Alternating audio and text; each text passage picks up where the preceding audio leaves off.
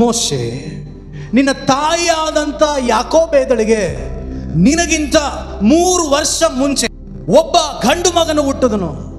ಅವನು ಲೇವಿ ಗೋತ್ರಕ್ಕೆ ಸೇರಿದವನಾಗಿರಬೇಕು. ನಿನಗಿಂತ 3 ವರ್ಷ ಒಂದು ಗಂಡು ಮಗುನೇ ಹುಟ್ಟಬೇಕು. ಅದಾದ ಮೇಲೆ ನಿನಗೊಂದು ಅಕ್ಕ ಹುಟ್ಟಬೇಕು. ಅದಾದ ಮೇಲೆ ನೀನು ಹುಟ್ಟಬೇಕು. ನಿನಗಿಂತ ನಿನ್ನ ಮುಂಚೆ ಹುಟ್ಟಿದಂಥ ಅಣ್ಣ ಚಿಕ್ಕದ್ರಿಂದಲೂ ಚೆನ್ನಾಗಿ ಮಾತನಾಡಬೇಕು ಅಂತ ಅವನನ್ನು ಸೇವೆಯಲ್ಲಿ ಚೆನ್ನಾಗಿ ಮಾತನಾಡೋ ಥರ ಬೆಳೆಸಿದ್ದು ನಿಮ್ಮ ಅಪ್ಪನ ಜೀನಲ್ಲ. ಅವನು ಚೆನ್ನಾಗಿ ಮಾತನಾಡಬೇಕು. ನಿನಗಿಂತ 3 ವರ್ಷ ಮುಂಚೆ ನಿನ್ನ ತಾಯಿ ಹೊಟ್ಟೆಯಲ್ಲೇ ಹುಟ್ಟಬೇಕು ಅಂತ ತೀರ್ಮಾನ ಮಾಡಿದ್ದು ನಾನು. ಆ ತೀರ್ಮಾನ ಮಾಡಿದ್ದು ನಿಮ್ಮ ಅಪ್ಪ ಅಮ್ಮನಿಗೆ 2 ಗಂಡು ಮಕ್ಕಳು 1 ಹೆಣ್ಮಗು ಇರಲಿ ಅಂತ ಅಲ್ಲ. ನಿಮ್ಮ ಅಪ್ಪ ಅಮ್ಮನಿಗೆ ಮಕ್ಕಳು ಅಧಿಕವಾಗಲಿ ಅಂತ ಅಲ್ಲ. ನಿಮ್ಮಣ್ಣನನ್ನು ಹುಟ್ಟಿಸಿದ್ದು ಈ ಟೈಮಲ್ಲಿ ನೀನು ನನ್ನನ್ನು ನೋಡ್ಬಿಟ್ಟು ನನಗೆ ಸರಿಯಾಗಿ ಮಾತಾಡಕ್ ಬರಲ್ಲ, ಬೇರೆ ಯಾರನ್ನಾದ್ರೂ ಮಾತನಾಡಿಸು ಅಂತ ಹೇಳ್ತೀಯ ಅಂತ ಯೋಜಿತ ರೇಖಾ ಚಿತ್ರ ನಿನ್ನ ತಾಯಿಯ ಗರ್ಭದಲ್ಲಿ ಇರೋಕ್ಕಿಂತ ಮುಂಚೆ ನನಗೆ ತಿಳಿದಿತ್ತು. ಆ ಟೈಮಲ್ಲಿ ನೀನೇನು ಉತ್ತರ ಕೊಡ್ತೀಯ ನನಗೆ ಗೊತ್ತಿತ್ತು. ನಿನ್ನ ತಾಯಿಯ ಹೊಟ್ಟೆಯಲ್ಲೇ ನಿನಗಿಂತ 3 ವರ್ಷಕ್ಕೆ ಮುಂಚೆ ನಿನಗಾಗಿ ಒಬ್ಬನನ್ನ ಹುಟ್ಟಿಸಿದವ ನಾನು. ನೀನು ಏನು ಮಾಡಬೇಕು ಅಂತ ನಿನಗೆ ಪ್ಲ್ಯಾನ್ ಮಾಡಿದಾಗ ನಿನ್ನ ಸುತ್ತ ನಿನಗೆ ಯಾರು ಸಹಾಯ ಮಾಡಬೇಕು ಅಂತ ನಾನು ಯಾವಾಗಲೂ ಯೋಜಿತ ರೇಖಾಚಿತ್ರದಲ್ಲಿ ಬರೆದಿಟ್ಟವನಾಗಿದ್ದೇನೆ. ಇವತ್ತು ಮುಂಜಾನೆ ಕೆಲವರಿಗೆ ನಾನು ಪ್ರವಾದಿಸಿ ಹೇಳ, ಯಾವ ಗೌರ್ಮೆಂಟ್ ಆಫೀಸಲ್ಲಿ ನಿನಗೆ ಯಾವ ಅಧಿಕಾರಿ ಸಹಾಯ ಮಾಡಬೇಕು ಅಂತ ನಿನಗೆ ಗೊತ್ತಿಲ್ಲ. ದೇವರು ನಿನಗಾಗಿ ರೆಡಿ ಮಾಡಿ ಇಟ್ಟಿರುವವನಾಗಿದ್ದಾರೆ. ಯಾವ ಆಫೀಸಲ್ಲಿ ಪ್ರಮೋಷನ್ ನಿನಗೆ ಬರಬೇಕು ಅಂತ ನಿನಗೆ ಗೊತ್ತಿಲ್ಲ. ದೇವರು ನಿನಗಾಗಿ ರೆಡಿ ಮಾಡಿಟ್ಟಿದ್ದಾರೆ. ನಿನ್ನನ್ನಿಟ್ಟು ಏನಾದರೂ ಮಾಡಬೇಕು ಅಂತ ದೇವರು ಯೋಚನೆ ಮಾಡಿದ್ರೆ ಬ್ಯಾಕ್ ಗ್ರೌಂಡ್ ಅಲ್ಲಿ ರೆಡಿ ಮಾಡಿಬಿಟ್ಟೆ ನಿನ್ನ ಹತ್ರ ದೇವರು ಮಾತಾಡೋದು. ಒಂದು ಆಮೇಲೆ ಹೇಳ್ರಿ ನೋಡೋಣ. ಆಮೇಲೆ ಅಲ್ಲೆಲ್ಲೂಯ. ದೇವರು ಯಾವಾಗಲೂ ಲೇಟ್ ಅಲ್ಲ, ತುಂಬ ಫಾಸ್ಟು ಅಲ್ಲ. ಅವ್ರ ಟೈಮಲ್ಲಿ ಅವ್ರ ಕೆಲಸ ಕರೆಕ್ಟಾಗಿ ದೇವರು ಮಾಡಿ ಮುಗಿಸ್ತಾರೆ. ಹುಚ್ಚಿನ ಹಾಗೆ ದೇವ್ರನ್ನ ನಂಬಬೇಕು. ಏನು ನಡೆದ್ರೂ ನಂಬಬೇಕು, ಏನು ನಡೀಲಿಲ್ಲ ಅಂದರೂ ನಂಬಬೇಕು. ನಡೆಯೋದು ನಮ್ಮ ಹಿತಕ್ಕಾಗಿ ಒಳ್ಳೆಯದಾಗಿ ನಡೀತದೆ. ಇವತ್ತೊಂದು ವಿಶೇಷವಾದಂಥ ಒಂದು ಪೀಠಿಕೆಯೊಂದಿಗೆ ನಿಮ್ಮೊಟ್ಟಿಗೆ ನಾನು ದೇವರ ವಾಕ್ಯವನ್ನು ಹಂಚ್ಕೊಳ್ಬೇಕು ಅಂತೇಳಿ ಬಯಸ್ತೇನೆ. ಏನು ಅಂದರೆ ಪಕ್ಕದವ್ರ ಕೈ ಕೊಟ್ಟು ಹೇಳ್ರಿ, ಬ್ಲೂ ಪ್ರಿಂಟ್. ಬ್ಲೂ ಪ್ರಿಂಟ್ ಅಂತಂದರೆ ನಮ್ಮ ಲೈಫಲ್ಲಿ ದೇವರು ಯಾವ ಯೋಜನೆಗಳನ್ನು ಇಟ್ಟಿದ್ದಾನೋ ಆ ರೇಖೆಗಳು ಅಥವಾ ಅದರ ಚಿತ್ರಗಳು, ಕನ್ನಡದಲ್ಲಿ ಇನ್ನೊಂದು ಭಾಷಾಂತರ ಹೇಳ್ತದೆ ಯೋಜಿತ ರೇಖಾಚಿತ್ರ. ಎಲ್ಲ ಹೇಳಿ ನೋಡೋಣ. ಮೀನಿಂಗ್ ಏನಂದರೆ ನಮಗೇನೇ ನಡಿಬೇಕು, ಏನು ದೇವರು ನಮ್ಮ ಲೈಫಲ್ಲಿ ಮಾಡಬೇಕೋ ಅದನ್ನು ದೇವರು ಯೋಜಿತವಾಗಿ ವ್ಯವಸ್ಥಿತವಾಗಿ ನಮಗಾಗಿ ದೇವರು ಮಾಡಿ ರೆಡಿ ಮಾಡಿಟ್ಟಿರುವವನಾಗಿದೆ. ಎಷ್ಟು ಜನಕ್ಕೆ ಇದೊಂದು ಅಭ್ಯಾಸ ಇದೆ, ಈಗ ಪ್ರಾರ್ಥನೆ ಮಾಡೋದು, ದೇವರೇ ನಿನ್ನ ಚಿತ್ತ ನನ್ನ ಜೀವಿತದಲ್ಲಿ ನೆರವೇರಲಿ ಅಂತ. ಅನೇಕರ ಪ್ರಾರ್ಥನೆ ಖಂಡಿತವಾಗಿಯೂ ಕ್ರೈಸ್ತವರು ನಾವು ಅನೇಕರಿಗೆ ಪ್ರಾರ್ಥನೆ ಮಾಡ್ತೀವಿ, ದೇವರೇ ನಿನ್ನ ಚಿತ್ತ ನನ್ನ ಜೀವಿತದಲ್ಲಿ ನೆರವೇರಲಿ ದೇವರೇ. ಇನ್ನು ಕೆಲವು ಇದರಲ್ಲಿ ಒಂದು 100ರಲ್ಲಿ ಒಂದು 10% ಜನ ಹೀಗೆ ಪ್ರಾರ್ಥಿಸಿದ್ರೆ, ಇನ್ನು ಕೆಲವರು ಪ್ರಾರ್ಥನೆ ಅದೇ ಥರ ಇರ್ತದೆ, ಆದರೆ ಸ್ವಲ್ಪ ವ್ಯತ್ಯಾಸ. ಏನಂದರೆ, ದೇವರೇ ನನಗೆ ಈ ದಿವಸ ಇದೊಂದು ಬಿಸ್ನೆಸ್ ನಡಿಬೇಕು, ನಾನು ಇದೊಂದು ಸ್ಥಳಕ್ಕೆ ಹೋಗ್ತಾ ಇದ್ದೀನಿ, ನನ್ನ ಕೆಲಸಕ್ಕೆ ಹೋಗ್ತಾ ಇದ್ದೀನಿ, ಅಥವಾ ನಾನು ಯಾವುದೋ ಒಂದು ಹುಡುಗಿನ ಮದುವೆ ಆಗಬೇಕು, ಇದೇ ಹುಡುಗಿನ ಮದುವೆ ಆಗಬೇಕು, ಇದೇ ಹುಡುಗನ ಮದುವೆ ಆಗಬೇಕು, ಎಲ್ಲ ತಂದು ನಿನ್ನ ಸಮ್ಮುಖದಲ್ಲಿ ಇಟ್ಬಿಟ್ಟಿದ್ದೀನಿ. ಆದರೂ ನನ್ನ ಚಿತ್ತ ಅಲ್ಲ, ನಿನ್ನ ಚಿತ್ತ. ಮುಕ್ಕಾಲು ಭಾಗ ಇನ್ನೂ ಬಿಡಿಸಿ ಹೇಳಬೇಕು, 90% ಕ್ರೈಸ್ತವರು ಮಾಡೋ ಪ್ರಾರ್ಥನೆ ಹಿಂಗೆ, ನಿನ್ನ ಚಿತ್ತ ನಿನಗೆಲ್ಲ ಒಪ್ಪಿಸ್ಕೊಡ್ತೀನಿ ಅನ್ನೋರ್ಕಿಂತ ನಾನು ಕೆಲವೊಂದನ್ನು ತೆಗೆದುಕೊಂಡು ಬಂದಿದ್ದೀನಿ, 4ರಲ್ಲಿ ಆಯ್ಕೆ ಮಾಡಿ ಒಂದನ್ನು ಸೆಲೆಕ್ಟ್ ಮಾಡ್ರಿ. ಕೆಲವರ ಚೀಟಿ ಹಾಕ್ತಾರೆ ನೋಡಿದ್ದೀರಾ, ಚೀಟಿ ಹಾಕ್ಬಿಟ್ಟು ಇದ್ರಲ್ಲಿ ಅವ್ರು ಬಿಟ್ಟು ಇವ್ರು ಬಿಟ್ಟು ಹಂಗೆಲ್ಲ ಇಲ್ಲ. ದೇವರ ಯೋಜನೆ ನಮ್ಮ ಚಿತ್ತ ಅಲ್ಲ, ನಿನ್ನ ಚಿತ್ತ ನೆರವೇರಬೇಕು ಅಂತಂತಂದರೆ ನೀನು ಖಾಲಿಯಾಗಿ ದೇವರ ಸಮ್ಮುಖದಲ್ಲಿ ಕಾಣಿಸಿಕೊಳ್ಳುವವನಾಗಿರಬೇಕು. ಅಲ್ಲೆಲ್ಲೂಯ. ನಾವೇನೋ ಯೋಜನೆ ಮಾಡ್ತೀವಿ, ನಾವೇನೋ ಪ್ಲ್ಯಾನ್ ಮಾಡ್ತೀವಿ, ನಾವೇನೋ ಮನಸ್ಸಾಗಿ ಇಟ್ಕೊಂಡಿದ್ದೀವಿ, ಅದು ನಡೀಲಿ. ಒಂದು ವೇಳೆ ದೇವರಿಗೆ ನಾವು ಆಪ್ಷನ್ ಕೊಡೋಕ್ಕಾಗೋದಿಲ್ಲ, ದೇವರ ಹತ್ರ ತನ್ನ ಮಕ್ಕಳ ಲೈಫಲ್ಲಿ ಆಪ್ಷನ್ ದೇವ್ರದು, ದೇವ್ರ ಚಿತ್ತ ಮಾತ್ರನೇ ನೆರವೇರೋದು. ಅಲ್ಲೇಲೂಯ. ದೇವ್ರು ಏನು ಹೇಳ್ತಾನೋ ಅದೇ ನಮ್ಮ ಜೀವಿತದಲ್ಲಿ ನೆರವೇರುವಂಥದ್ದಾಗಿದೆ. ಯೇಸು ಸ್ವಾಮಿ ತನ್ನ ಶಿಷ್ಯರಿಗೆ ಒಂದು ಪ್ರಾರ್ಥನೆಯನ್ನು ಮತ್ತಾಯನ ಸುವಾರ್ತೆ 6ನೇ ಅಧ್ಯಾಯ 8ನೇ ವಚನದಿಂದ ನೀವು ಓದೋದಾದರೆ 10ನೇ ವಚನದಿಂದ ಯೇಸು ಒಂದು ಪ್ರಾರ್ಥನೆಯನ್ನು ತನ್ನ ಶಿಷ್ಯರಿಗೆ ಕಳಿಸ್ಕೊಟ್ರು. ಅದರಲ್ಲಿ 8ರಿಂದ ನಾವು ಓದೋದಕ್ಕೆ ಕೇಳೋಣ. ಮತ್ತಾಯನ ಸುವಾರ್ತೆ 6ನೇ ಅಧ್ಯಾಯ 8ನೇ ವಚನ. ಆದದ್ದರಿಂದ ನೀವು ಅವರ ಹಾಗೆ, ನೀವು ಮತ್ತೊಬ್ಬರ ಹಾಗೆ ಆಗಬೇಡಿರಿ. ಏನಂದ್ರೆ ಹೇಳಿದನ್ನೇ ಹೇಳ್ತಾ ಇರಬೇಡ್ರಿ. ಪ್ರತಿ ದಿವಸ ಕೆಲವರೆಲ್ಲ ನಾನು ಪ್ರಾರ್ಥನೆ ಮಾಡೋದು ನೋಡಿದಿರಿ, ಚೇಂಜಸ್ಸೇ ಇರಲ್ಲ. ಬಾಯಿ ಪಾಠ ಮಾಡ್ದಂಗೆ 1 1 1 1 2 2 ಚೇಂಜ್ ಮಾಡೋಕ್ಕಾಯ್ತದ? ಅದನ್ನ ಏನ್ರಿ ಒಂದೊಂದ್ಲಿ 1 2ಲಿ ಬದಲಾಯಿಸೋಕ್ಕಾಯ್ತದ? ಕೆಲವೊಬ್ರು ಪ್ರಾರ್ಥನೆ ಹಂಗೆ. ನಾನು ರಕ್ಷಣೆ ಹೊಂದಿದ್ದರಿಂದ ನಮ್ಮನ್ನು ಬಾಳವಾಗಿ ಪ್ರೀತಿಸುವಂಥ ನಮ್ಮ ದೇವರೇ, ಈ ದಿನಕ್ಕಾಗಿ ಸ್ತೋತ್ರ ಮಾಡ್ತಾ ಇದ್ದೀವಿ. ಎಲ್ಲೇ ಕಷ್ಟ ಕಾಣಿಕೆಗೆ ಪ್ರೇಯರ್ ಮಾಡ್ತಾ ಇದ್ದೀವಿ, ಕಾಣಿಕೆಗಾಗಿ ಪ್ರಾರ್ಥಿಸ್ಬೇಕು. ಭಾರವುಳ್ಳವರಾಗಿ ಒಬ್ರಿಗಾಗಿ ಪ್ರಾರ್ಥಿಸ್ತಾ ಇದ್ದೀವಿ, ಚೇಂಜಸ್ಸೇ ಇರಂಗಿಲ್ಲ. ಎಷ್ಟು ವರ್ಷ ವಿಶ್ವಾಸಿ, 20 ವರ್ಷ ವಿಶ್ವಾಸಿ, ಪ್ರೇಯರ್ ಮಾಡೋ ಅದೇ ಹಾಡು, ಅದೇ ಪ್ರಾರ್ಥನೆ. ಯೇಸುಸ್ವಾಮಿ ಹೇಳಿದ್ರು ಹಾಗೆ ಹೇಳಿದ್ದನ್ನೇ ಹೇಳ್ತಾ ಇರಬೇಡ್ರಿ.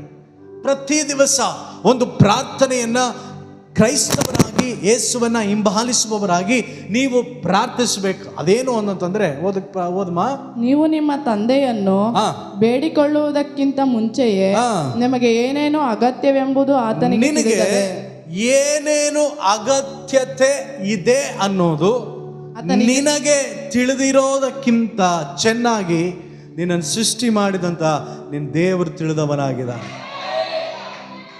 ನಿಮ್ಮ ಮಕ್ಕಳಿಗೆ ಏನು ಬೇಕು ಅನ್ನೋದು ನಿಮಗೆ ಚೆನ್ನಾಗಿ ಗೊತ್ತಾ, ಇಲ್ಲ ನಿಮ್ಮ ಮಕ್ಕಳಿಗೆ ಚೆನ್ನಾಗಿ ಗೊತ್ತಾ? ನಿಮ್ಮ ಮಕ್ಕಳಿಗೆ ಇಂಥದ್ದು ಬೇಕು, ಇಂಥ ಬಟ್ಟೆ ಬೇಕು, ಇಂಥ ಯೂನಿಫಾರ್ಮ್ ಇವತ್ತು ಹಾಕಬೇಕು, ಬುಧವಾರನೋ ಮಂಗಳವಾರನೋ ಇದು ಟ್ರ್ಯಾಕ್ ಪ್ಯಾಂಟ್ ಹಾಕಬೇಕು, ಅವ್ರಿಗೆ ಗೊತ್ತಿರೋಕ್ಕಿಂತ ಮುಂಚೆ ನಿಮಗೆ ಗೊತ್ತಿರ್ತದೆ. ಅಂಥ ಲೋಕದ ಮನುಷ್ಯರು ನಾವಾಗಿದ್ದರೂ ಪರಲೋಕದ ತಂದೆಗೆ ನಮಗೆ ಏನು ಬೇಕು ಅನ್ನೋದನ್ನು ದೇವರು ತಿಳಿದವನಾಗಿದ್ದಾನೆ. ಹಾಗಾಗಿ ಯೇಸು ಹೇಳಿದ್ರು, ಅಗತ್ಯಕತೆಗಳನ್ನು ಹೇಳಿಕೊಂಡು ಸಾಲಗಾರರ ಹತ್ರ ಸಾಲ ವಸೂಲಿ ಮಾಡೋ ಥರ ನನಗೆ ಅದು ಬೇಕು ಇದು ಬೇಕು, ಕೊಟ್ಟನಲ್ಲ ಕೊಡು, ಪ್ರೇಯರ್ಗೆ ಬಂದಲ್ಲ ಕೊಡು ಅಂತ ಕೇಳೋದನ್ನು ಬಿಟ್ಟುಬಿಟ್ಟು ಒಂದು ಪ್ರಾರ್ಥನೆ ಮಾಡಲಿಕ್ಕೆ ಪ್ರಾರಂಭ ಮಾಡು. ಪರಲೋಕದಲ್ಲಿರುವಂಥ ನಮ್ಮ ತಂದೆಯೇ, ನಿನ್ನ ನಾಮ ಪರಿಶುದ್ಧವೆಂದೆನಿಸಲ್ಪಡಲಿ, ನಿನ್ನ ರಾಜ್ಯ ಬರಲಿ, ನಿನ್ನ ಚಿತ್ತವು ಪರಲೋಕದಲ್ಲಿ ನೆರವೇರುವಂತೆಯೇ ಭೂಲೋಕದಲ್ಲಿಯೂ ನನ್ನಲ್ಲಿಯೂ ನಿನ್ನ ಚಿತ್ತ ನೆರವೇರಲಿ ಅಂತೇಳಿ ಪ್ರಾರ್ಥನೆ ಮಾಡಿ. ನಿಮಗೆ ಗೊತ್ತಾ, ದೇವರ ಯೋಜನೆನ, ದೇವರ ಪ್ಲ್ಯಾನನ್ನು ಯಾರ ಕೈಯಲ್ಲೂ ಎಡಿಟ್ ಮಾಡೋಕ್ಕಾಗಲ್ಲ, ಯಾರ ಕೈಯಲ್ಲೂ ಬದಲಾವಣೆ ಮಾಡೋಕ್ಕಾಗಲ್ಲ.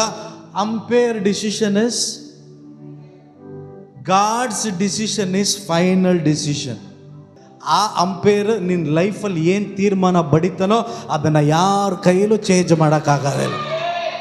ಒಂದು ವೇಳೆ ನಿನ್ನನ್ನು ಅಭಿವೃದ್ಧಿ ಪಡಿಸ್ಬೇಕು ಅಂತ ದೇವರು ತೀರ್ಮಾನ ಮಾಡಿದ್ರೆ ಯಾರು ನಿನ್ನನ್ನು ಹಾಳು ಮಾಡೋಕ್ಕಾಗಲ್ಲ. ಒಂದು ಆಮೇಲೆ ಹೇಳ್ರಿ, ನಿನ್ನ ದೇವರು ಮೇಲೆತ್ತಬೇಕು ಅಂತ ಪ್ಲ್ಯಾನ್ ಮಾಡಿಬಿಟ್ರೆ ನಿನ್ನ ಹತ್ರ ಏನೂ ನಡೀತಾ ಇಲ್ಲ. ಯಾವ ಬಿಸ್ನೆಸ್ ಕೈ ಹಿಡಿದ್ರೂ ಅದು ನಡೀತಾ ಇಲ್ಲ. ದೇವರೇನಾದರೂ ಪ್ಲ್ಯಾನ್ ಮಾಡಿದ್ರೆ ನಿನ್ನ ದೇವ್ರ ಮೇಲೆ ಎತ್ತುತ್ತಾನೆ. ದೇವರು ಯಾವುದಾದ್ರೂ ನಿನ್ನ ಜೀವಿತದಲ್ಲಿ ಲಾಕ್ ಮಾಡಿಬಿಟ್ಟು ಇದು ನಡಿಬಾರ್ದು ಅಂತೇಳಿ ಯಾವುದೋ ಕನೆಕ್ಷನಿಂದ, ಸಂಬಂಧದಿಂದ ನಿನ್ನನ್ನು ಹೊರಗಡೆ ಕರ್ಕೊಂಡು ಬಂದರೆ ಯಾರೇ ತೀರ್ಮಾನ ಮಾಡಿದ್ರು ಅದನ್ನು ತಿರುಗಿ ತೆಗೆದುಕೊಂಡು ಬರೋಕ್ಕಾಗಲ್ಲ. ಒಂದು ವೇಳೆ ನಿನ್ನ ಲೈಫಲ್ಲಿ ಇಂಥ ಬಾಗಿಲನ್ನು ದೇವರು ನಿನಗಾಗಿ ಓಪನ್ ಮಾಡಿಬಿಟ್ರೆ ಯಾವ ಸರ್ಕಾರನೂ ಅದನ್ನು ತಡೆದು ನಿಲ್ಲಿಸೋದಕ್ಕೆ ಆಗದೇ ಇಲ್ಲ. ಬೈಬಲ್ ಹೇಳ್ತದೆ, ಒಬ್ಬರು ಮುಚ್ಚಲಾರದಂತೆ ತೆಗೆಯುವವನು, ಒಬ್ಬರು ತೆಗೆಯಲಾರದಂತೆ ಮುಚ್ಚುವವನು, ಸಕಲ ಆಧಿಪತ್ಯ ಅಧಿಕಾರವನ್ನು ಕೈಯಲ್ಲಿಟ್ಟಿರೋ ಒಂದು ದೇವರಿದ್ದಾನೆ. ನೀನು ಎಷ್ಟು ದಿವಸ ಬದುಕಬೇಕು?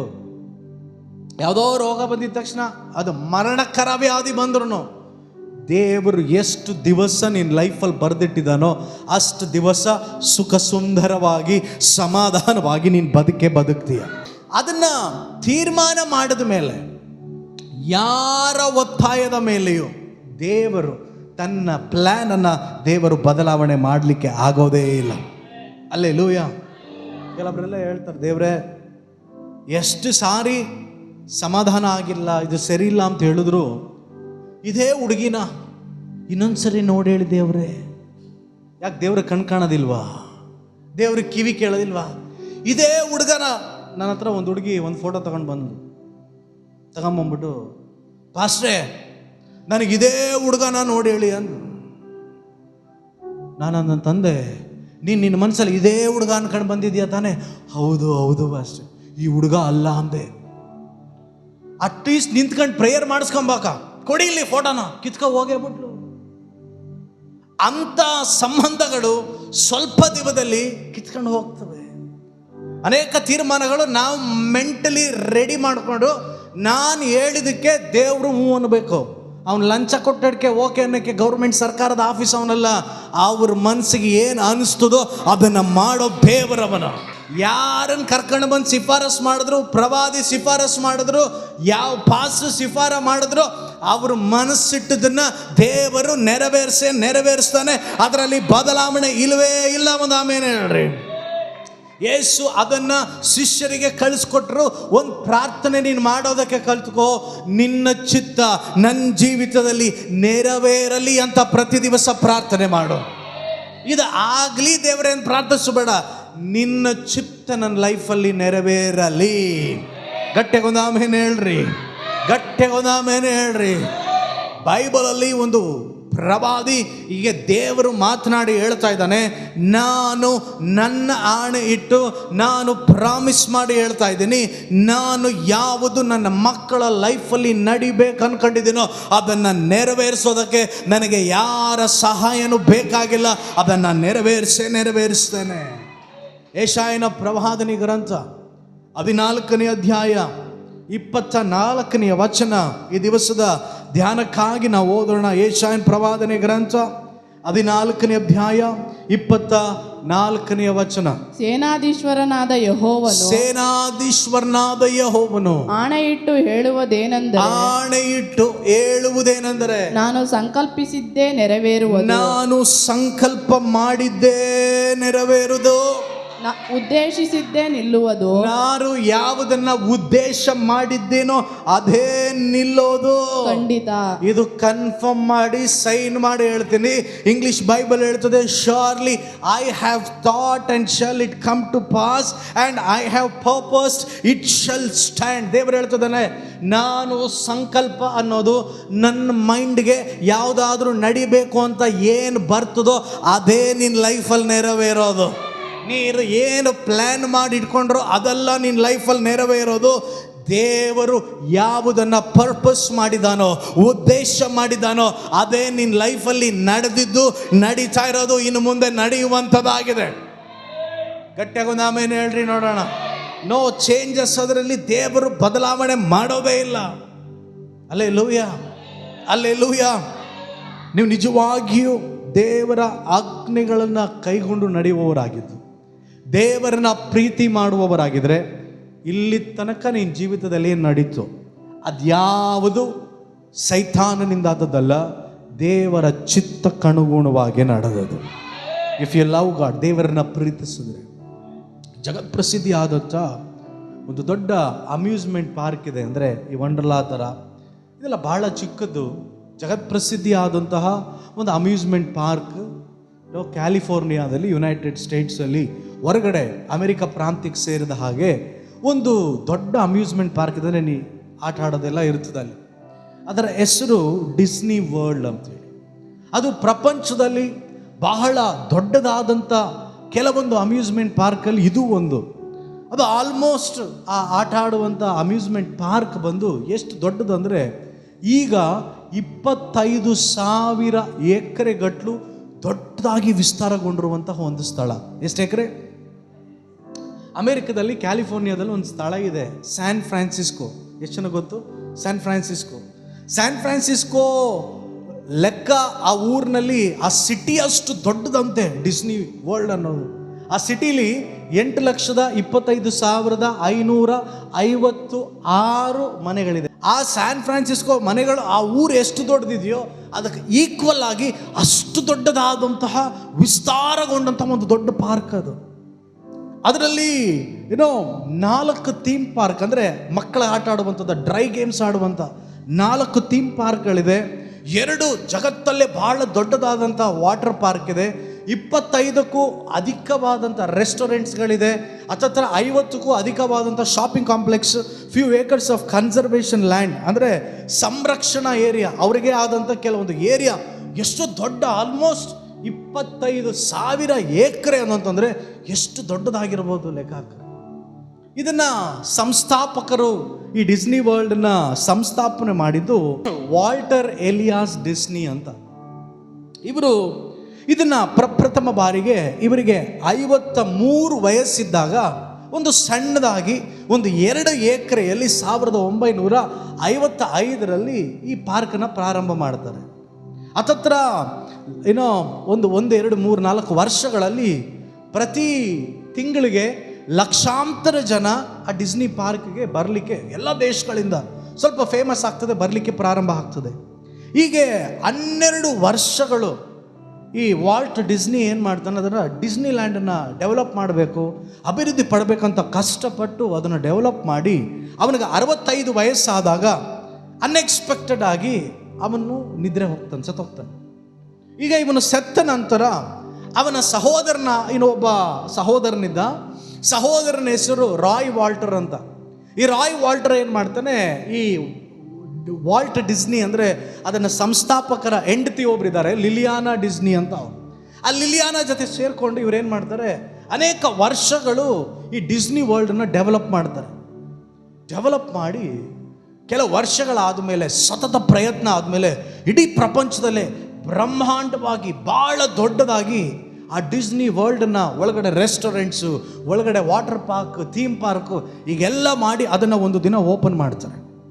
ಅದನ್ನು ಓಪನ್ ಮಾಡುವಾಗ ಈ ಲಿಲಿಯಾನಾಗೆ, ಅಂದರೆ ವಾಲ್ಟ್ ಡಿಸ್ನಿ ಸಂಸ್ಥಾಪಕರ ಹೆಂಡತಿ ಹತ್ರ ಅವರು ಭಾಳ ಹತ್ರ ಇದ್ದವ್ರು ಬಂದು ಹೇಳ್ತಾರೆ, ಲಿಲಿಯಾನಾ, ನಿನ್ನ ಗಂಡ ಜೀವಂತವಾಗಿ ಈಗ ಇದು ಬಿಟ್ಟಿದ್ರೆ ಪಾಪ ಇದನ್ನೆಲ್ಲ ನಿನ್ನ ಗಂಡ ನೋಡ್ತಾ ಇದ್ದ ಅಲ್ವಾ, ಈ ಡಿಸ್ನಿ ವರ್ಲ್ಡ್ ಇಡೀ ಪ್ರಪಂಚದಲ್ಲಿ ಇಷ್ಟು ದೊಡ್ಡದಾಗಿ ಬರ್ತದೆ ಅಂತೇಳಿ ನಿನ್ನ ಗಂಡ ಕನಸಲ್ಲೋ ಅಂದ್ಕೊಂಡ್ರಲ್ಲ, ಅದು ಒಂದು ಲೇಡಿ ಆಗಿ ನೀನು ನಿಂತು ಅವರ ಸ್ತೋತ್ರ ತಮ್ಮರ ಜೊತೆಯಲ್ಲಿ ನಿಂತು ಇಷ್ಟು ದೊಡ್ಡದಾಗಿ ಈ ಡಿಸ್ನಿ ವರ್ಲ್ಡನ್ನ ಇಷ್ಟು ದೊಡ್ಡದಾಗಿ ಬ್ರಹ್ಮಾಂಡವಾಗಿ ಇಷ್ಟೆಲ್ಲ ಇರುತ್ತೆ ಅಂತ ಪಾಪ ಅವ್ರು ಕನಸಲ್ಲೂ ಅಂದ್ಕೊಂಡರಲ್ಲ ಅಂತ ಒಂದು ಲೇಡಿ ಸಂಸ್ಥಾಪಕರ ಹೆಂಡತಿ ಇದ್ರೆ ಹೇಳಿದಾಗ ಅವ್ರ ಹೆಂಡತಿ ಹೇಳಿದ್ಲಂತೆ, ಏನು ಅಂದ್ಕೊಂಡಿದ್ದೀಯಾ, ನನ್ನ ಗಂಡ ಡಿಸ್ನಿ ವರ್ಲ್ಡು ಹೀಗಿರುತ್ತೆ ಅಂತ ಕನಸಲ್ಲೂ ಅಂದ್ಕೊಂಡಿಲ್ಲ ಅಂತ ನೀನು ಅಂದ್ಕೊಂಡಿದ್ದೀಯ ಅಲ್ವಾ. ಡಿಸ್ನಿ ವರ್ಲ್ಡ್ ಹೀಗೆ ಇರಬೇಕು ಅಂತ ನನ್ನ ಗಂಡ ಬದುಕಿದ್ದಾಗಲೇ ಒಂದು ಬ್ಲೂ ಪ್ರಿಂಟನ್ನು, ಕನ್ನಡದಲ್ಲಿ ಯೋಜನಾ ರೇಖಾಚಿತ್ರವನ್ನು ನನ್ನ ಕೈಯಲ್ಲಿ ಕೊಟ್ಟುಬಿಟ್ಟು ಎಷ್ಟು ವರ್ಷ ಆದರೂ ಒಂದೊಂದು ಕೋಣೆ ಹೇಗಿರಬೇಕು, ಒಂದೊಂದು ವಾಟರ್ ಪಾರ್ಕ್ಸ್ ಹೇಗಿರಬೇಕು, ರೆಸ್ಟೋರೆಂಟ್ ಹೇಗಿರಬೇಕು ಅಂತ ಅವನು ಬದುಕಿದ್ದಾಗಲೇ ಬ್ಲೂ ಪ್ರಿಂಟ್ ಕೊಟ್ಟ. ಅವನು ಸತ್ತರು ಅವನು ಏನು ನೆನೆಸಿದನೋ ಅದೇ ಇವತ್ತು ನೆರವೇರಿರೋದು. ಒಂದು ಗೂಡಾದರೂ ಒಂದು ಗುಣಸಾದರೂ ಸೇರಿಸಿಲ್ಲ, ಕಮ್ಮಿ ಮಾಡಿಲ್ಲ. ನನ್ನ ಗಂಡ ಯಾವುದನ್ನ ಸ್ತೋತ್ರ ಯೋಜಿತ ರೇಖಾಚಿತ್ರವಾಗಿ ಕೊಟ್ಟಿದ್ದನೋ ಅದನ್ನಿಟ್ಟೆ ಇವತ್ತು ಡಿಸ್ನಿ ಲ್ಯಾಂಡನ್ನ ಇಷ್ಟು ಬ್ರಹ್ಮಾಂಡವಾಗಿ ಮಾಡಿದ್ದೇನೆ ಅಂತ ಧೈರ್ಯವಾಗಿ ಹೆಂಡತಿ ಹೇಳಿದಲ್ಲ ಅಂತ. ಸಭೆಯವ್ರಿಗೆ ನಾನು ಹೇಳಿ, ನಿನ್ನ ದೇವರು ಸತ್ತೋದ ಅಂತ ನೀನು ಅನ್ಕೊಳ್ಳೋದು ತಪ್ಪು. ಸತ್ತೋದ ನನಗಾಗಿ ಏನು ಮಾಡ್ದ ಅನ್ಕೊಳ್ಳೋದು ದೊಡ್ಡ ತಪ್ಪು. ಅವನು ಬದುಕಿರುವಾಗಲೇ 2025 ವರ್ಷಗಳ ಮುಂಚೆ ನಿನಗಾಗಿ, ನಿನ್ನ ಭವಿಷ್ಯಕ್ಕಾಗಿ, ನಿನ್ನ ಕೆಲಸಕ್ಕಾಗಿ, ನಿನ್ನ ಮನೆಗಾಗಿ, ನಿನ್ನ ಮಕ್ಕಳ ಭವಿಷ್ಯಕ್ಕಾಗಿ ಒಂದೊಂದನ್ನು ಕಲ್ವಾರಿ ಶಿಲುಬೆಯಲ್ಲಿ ಯೇಸು ಮಾಡಿ ಮುಗಿಸಿ ಅಲ್ಲೊಂದು ಬ್ಲೂ ಪ್ರಿಂಟನ್ನು ಇಟ್ಬಿಟ್ಟೆ ಅವನು ಕಣ್ಣು ಮುಚ್ಚಿದ್ದು. ಏನು ಮಾಡಿ ಮುಗಿಸ್ತೆ ಸಾಯಲಿಲ್ಲ, ಎಲ್ಲವನ್ನ ನಿನಗಾಗಿ ಯೇಸು ಶಿಲುಬೆಯಲ್ಲಿ ಮಾಡಿ ಮುಗಿಸಿದ್ದಾನೆ. ಗಟ್ಟಿಗೊಂದು ಆಮೇಲೆ ಹೇಳ್ರಿ ನೋಡೋಣ. ನಿನಗಾದಂಥ ಯೋಜಿತ ರೇಖಾಚಿತ್ರವನ್ನ ದೇವರು ಬರೆದಿದ್ದಾನೆ.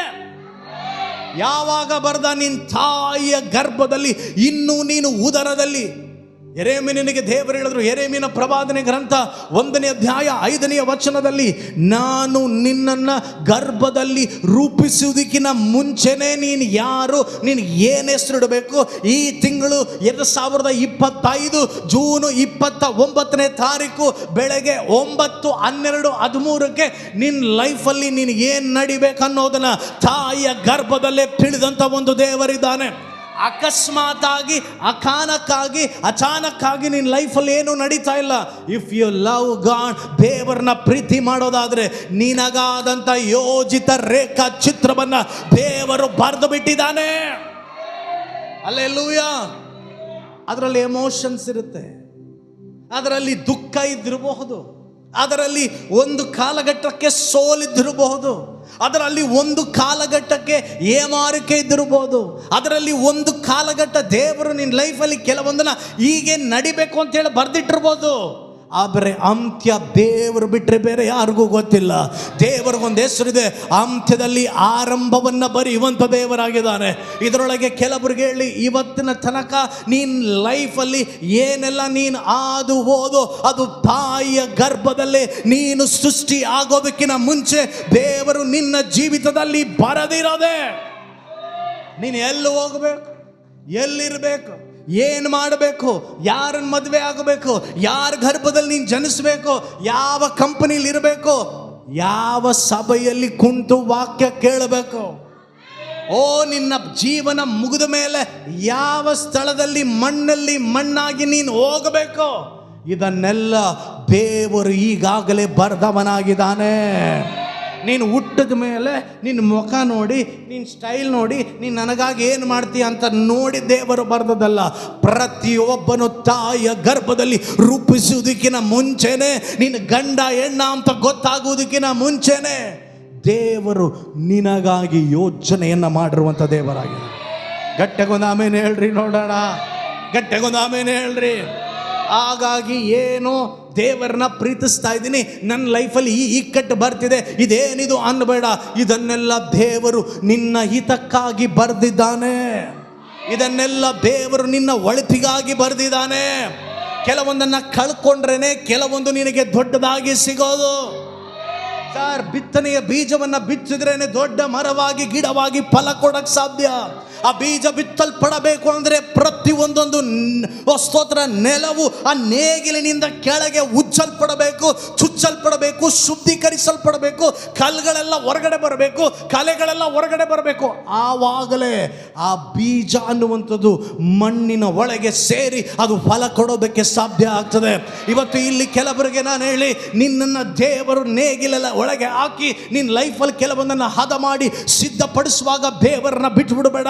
ನೀನು ಸಿದ್ಧ ಆಗ್ತಿದ್ಯಾ ಅಂತಂದ್ರೆ ನಿನಗಾಗಿ ಸ್ಥಾನ ಸಿದ್ಧ ಆಗಿರೋದಕ್ಕೆ ಬ್ಲೂ ಪ್ರಿಂಟ್, ಯೋಜನಾ ರೇಖಾ ಚಿತ್ರ ನಿನಗಾಗಿ ದೇವರು ರೆಡಿ ಮಾಡಿದ್ದಾನೆ. ಎಲ್ಲಿಗೆ ಹೋಗಬೇಕು? ನಾವು ಹಾಡು ಮಾತ್ರ ಹಾಡ್ಬಿಡ್ತೀವಿ.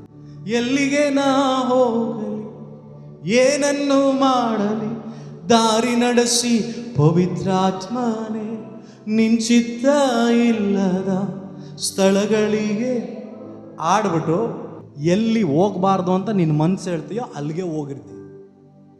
ಏನು ಮಾಡಬಾರ್ದು ಅಂತ ಮನಸ್ಸು ಹೇಳಿರ್ತೀಯೋ ಅದನ್ನೇ ಮಾಡಿರ್ತಿ. ಆದರೆ ಒಂದನ್ನು ಚೆನ್ನಾಗಿ ತಿಳ್ಕೊ, ದೈವ ಚಿತ್ತದಂತೆ ಬದುಕುವವರ ಲೈಫ್ ಯಾವತ್ತಿಗೂ ಕೀಳಾಗಿರೋದಿಲ್ಲ. ದೇವರ ಚಿತ್ತಕ್ಕೆ ಒಪ್ಪಿಸ್ಕೊಟ್ಟವನು ಮತ್ಯಾರ ಹತ್ರನೂ ಹಿಂಗೆ ಹೋಗಿ ಅಮ್ಮ ತಾಯೇ ಅಂತ ಭಿಕ್ಷೆ ಬೇಡೋದಿಲ್ಲ. ನಾನೊಂದನ್ನು ಈ ಮುಂಜಾನೆ ನಿಮಗೆ ಮನವರಿಕೆ ಮಾಡಲಿಕ್ಕೆ ಹೇಳಿ, ಅಕಸ್ಮಾತ್ ಆಗಿ ಏನು ಯೋಚನೆ ಇಲ್ಲದೆ ನಿನ್ನನ್ನು ದೇವರು ಈ ಲೋಕದಲ್ಲಿ ಸೃಷ್ಟಿ ಮಾಡಿಲ್ಲ. ಹಲ್ಲೆಲೂಯಾ.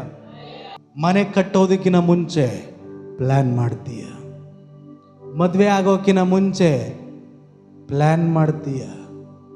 ಪ್ಲ್ಯಾನ್ ಇಲ್ಲ, ಸಿಕ್ಕದವನು ಯಾರೋ 3 ವಾರ ಲವ್ ಮಾಡಿದೆ, 4ನೇ ವಾರ ಮದುವೆ ಆದೆ, 1 ತಿಂಗಳಾದ್ಮೇಲೆ ಓಡೋದೆ, 3 ತಿಂಗಳಾದ್ಮೇಲೆ ತಿರುಗಿ ಬಂದೆ ಅಂತ ಆಗಬಾರ್ದು.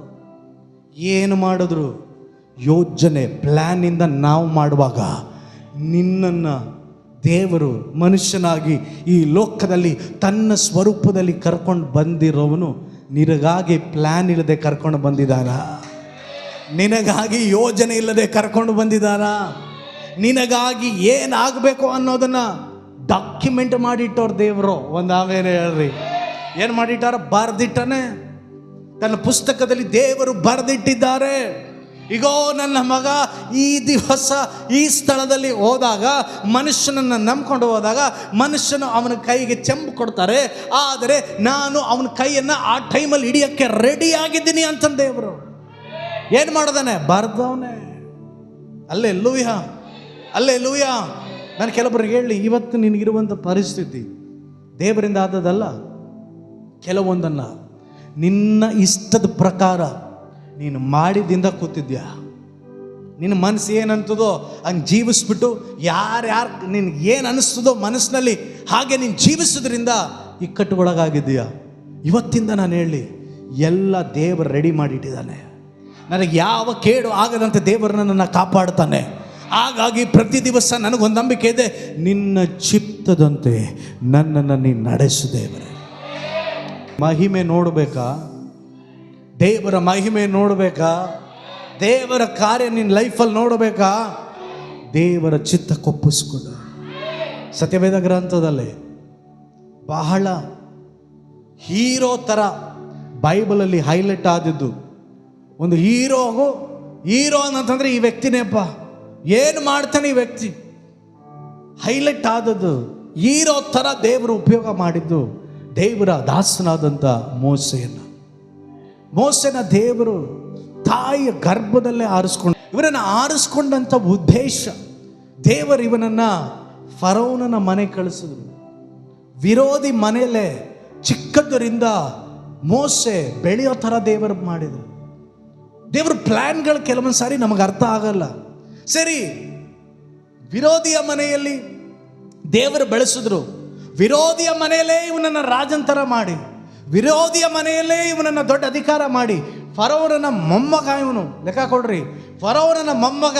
ಆ ಮೊಮ್ಮಗ ಫರೋನ ಆದಮೇಲೆ ಒಂದು 2 ತಲೆಮಾರು ಆದಮೇಲೆ ಮೋಸೆ ಫರೋನ ಸ್ಥಾನಕ್ಕೆ ಬರ್ಬೋದಾಗಿತ್ತಾ ಇಲ್ವಾ? 100% ಮೋಸೆಗೆ ರಾಜನ ಸ್ಥಾನ ರೆಡಿ ಆಗಿತ್ತು. ಆದರೆ ನಮ್ಮ ಯೋಜನೆ ದೇವರ ಯೋಜನೆ ಅಲ್ಲ. ಯೆರೆಮೀಯ 29:11 ವಾಕ್ಯ ಹೇಳ್ತದೆ, my plans are not your plants.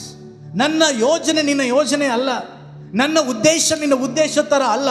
ನಾನೊಂಥರ ಡಿಫ್ರೆಂಟಾಗಿ ಮಾಡ್ತೀನಿ, ಆದರೆ ಆ ಎಲ್ಲ ವಿಷಯದಲ್ಲಿಯೂ ನನ್ನಿಂದನೇ ಎಲ್ಲ ಸಾಧ್ಯ ಅನ್ನೋದನ್ನು ನಾನು ಪ್ರೂವ್ ಮಾಡಿ ತೋರಿಸ್ತೇನೆ. ಒಂದು ವೇಳೆ ಮೋಸೆ ಫರೋನ ಮನೆಯಲ್ಲಿ ಫರೋನನಾಗಿ ಅವನು ಜನರನ್ನ ಬಿಡಿಸ್ಬಿಟ್ಟಿದ್ರೆ ಎಲ್ಲ ಮಹಿಮೆ, ಎಲ್ಲ ಘನತೆ, ಎಲ್ಲ ಮಾನ ಯಾರಿಗೂ ಹೋಗ್ತಾ ಇತ್ತು? ಮೋಸೆಗೆ ಹೋಗ್ತಾ ಇತ್ತು. ದೇವರಲ್ಲಿ ಒಂದು ಸೀನ್ ಕ್ರಿಯೇಟ್ ಮಾಡಿದ. ಸ್ತೋತ್ರ. ಇಬ್ರಿಯನು ಐಗುಪ್ತ ದೇಶದವನನ್ನು ಸಾಯಿಸಿಬಿಟ್ಟು ತನ್ನ ಆ ಸ್ಥಳದಿಂದ ಸೀದಾ ಅವ್ರ ಮಾವನ ಮನೆಗೆ ಮಿದ್ಯಾನ್ ದೇಶಕ್ಕೆ 40 ವರ್ಷ ಓಡೋದ. 40 ವರ್ಷ ಓಡೋಗ್ಬಿಟ್ಟು ಅಣ್ಣ ಏನು ಮಾಡಲಿಲ್ಲ, ಮಂದೆ ಮೇಯಿಸ್ತಾ ಇದ್ದ, ಕುರಿ ಮೇಯಿಸ್ತಾ ಇದ್ದ. ದಿಢೀರಂತ ಒಂದು ದಿವಸ ಅವನನ್ನು ಏರೋಪ್ ದೇವರ ಗಿರಿಗೆ, ಏರೋಪ್ ಬೆಟ್ಟಕ್ಕೆ ದೇವರೇ ಕರ್ಕೊಂಡು ಬಂದ. ಅವನಲ್ಲಿ ಕರ್ಕೊಂಡು ಬಂದಿದ ತಕ್ಷಣ ಪ್ರಪ್ರಥಮ ಬಾರಿಗೆ ದೇವರು ನೋಡಿಲ್ಲ, ಅಲ್ಲೊಂದು ಪೊದೆ ಉರಿತಾ ಇರೋದನ್ನ ಮೋಸೆ ನೋಡ್ತಾ ಇದ್ದಾನೆ. ಅದು ಅವನಿಗೆ ಕಣ್ಣಿಗೆ ಕಾಣೋ ಥರ ದೇವರು ಕರ್ಕೊಂಡು ಹೋಗ್ತಾ ಇದ್ದಾರೆ. ಇದೆಲ್ಲ ಯೋಜಿತ ರೇಖಾ ಚಿತ್ರ. ಆಮೇಲೆ ಹೇಳ್ರಿ ನೋಡೋಣ. ಒಂಥರ ಎಷ್ಟು ಡೈರೆಕ್ಟರ್ಸ್ ಇರಲಿ, ನನಗೆ ತುಂಬ ಇಷ್ಟವಾದ ಡೈರೆಕ್ಟರು ಈ ಲೋಕವನ್ನು ಸೃಷ್ಟಿ ಮಾಡಿದಂಥ ತಂದೆಯಾದ ದೇವರ ಕುಮಾರನಾದ ಯೇಸು ಕ್ರಿಸ್ತನು ಪರಿಶುದ್ಧ ಆತ್ಮ. ಗಮನಿಸಿ ನೋಡ್ರಿ, ಎಲ್ಲ ಮುಗಿದಾಯಿತು. ನಾನು ಕುರಿ ಮೇಯಿಸಬೇಕು, ನನ್ನ ರಾಜನ ಮನೇಲಿದ್ದೆ, ಆಗ ಬದುಕ್ತೆ, ಈಗ ಬದುಕ್ತೆ, ಆ ಸಂಪಾದನೆ ಮಾಡಿದೆ, ಈ ಸಂಪಾದನೆ ಮಾಡಿದೆ, ಅಯ್ಯೋ ಅಲ್ಲಿ ಚೆನ್ನಾಗಿದ್ದು ಬಿಟ್ಟಿದ್ರೆ ಸ್ಥಾನ ಸಿಕ್ತಿತ್ತು.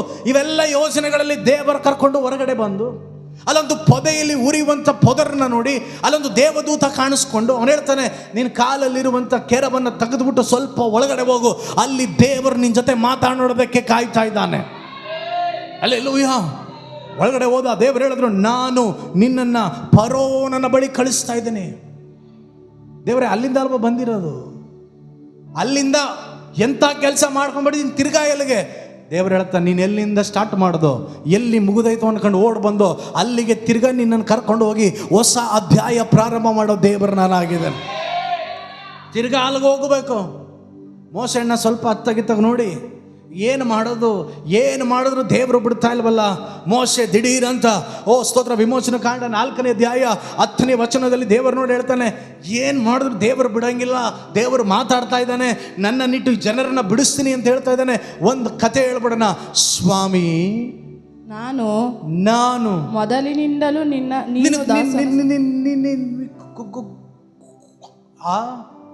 ಕೆಲವರೆಲ್ಲ ದೇವ್ರ ಹತ್ರ ಆಕ್ಟಿಂಗ್ ಮಾಡಕತ್ತಾರ ನೋಡು.